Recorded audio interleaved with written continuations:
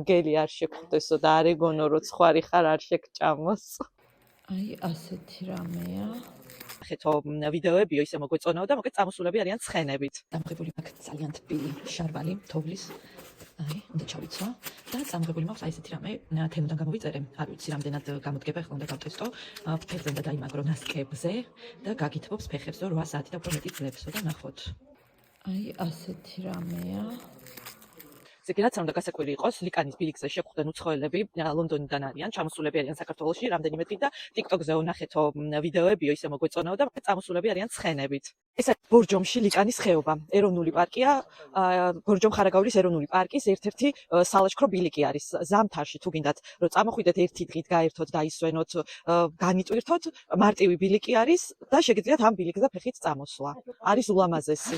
ესე იგი, ქალბატონი ევა უნდა გაგაცნოთ, რომელიც შუბით არის წამოსული და მისმა ქმარმა დასცინა, რომ იქო მგელი არ შეგხვდესო და არ ეგონო რომ ცხარი ხარ არ შეგჭამოს.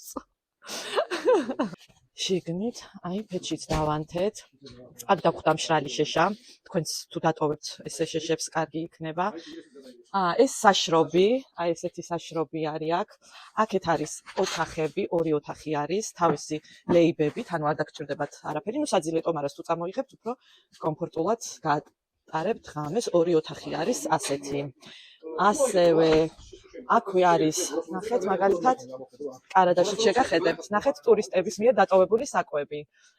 უცებ შეგიძლიათ რომ თუ თქვათ არ გაქვთ არაფერი ადგილზე, იცოდეთ რომ ალბათ დაგხვდებათ და მე თქვენც შეგიძლიათ რომ რაღაცა დატოვოთ და სხვას რომ დაახვედროთ.